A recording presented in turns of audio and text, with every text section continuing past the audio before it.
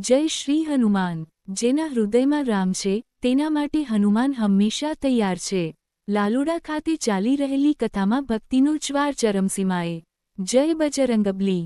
ભક્તિ, શક્તિ અને અડગ આસ્થાનો જીવંત મહાસાગર બની રહેલી શ્રી હનુમાન ચાલીસા કથામાં ભક્તો વિશાળ સંખ્યામાં ઉપસ્થિત રહી શ્રવણનો અમૂલ્ય લાભ લઈ પોતાને ધન્ય અનુભવી રહ્યા છે। ઈડર તાલુકાના લાલોડા ગામે યોજાઈ રહેલી આ મહાકથાના ત્રીજા દિવસે ભક્તિનો અદ્ભુત જ્વાર જોવા મળ્યો હતો। ગામની ધરતી પર જાણે આધ્યાત્મિક ઊર્જાનો પ્રવાહ વહેતો થયો હોય તેવી અનુભૂતિ સર્જાઈ હતી। વ્યાસપીઠ પરથી સારંગપુર ધામના પૂજ્ય સ્વામી શ્રી હરિપ્રકાશદાસજી મહારાજે પોતાની અનોખી, જાજરમાન અને ઝુંઝારૂ વાણી દ્વારા શ્રોતાઓને મંત્રમુગ્ધ બનાવી દીધા હતા।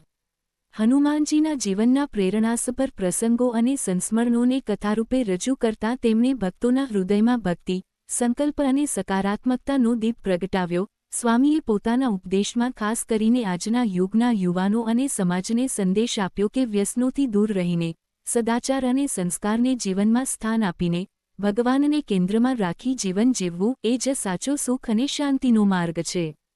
કથા મંડપમાં એવો ભાવમય માહોલ સર્જાયો હતો કે જાણે હનુમાનદાદા સાક્ષાત ઉપસ્થિત હોય અને તેમની દિવ્ય હાજરીનો અનુભવ દરેક ભક્ત પોતાના અંતરમાં કરી રહ્યો હોય।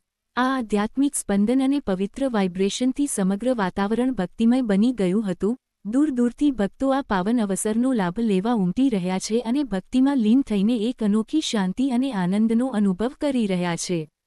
આ કથા માત્ર ધાર્મિક કાર્યક્રમ નહીં પરંતુ સમાજને સકારાત્મક દિશામાં પ્રેરિત કરતો એક આધ્યાત્મિક મહોત્સવ બની રહ્યો છે। જય બજરંગબલી।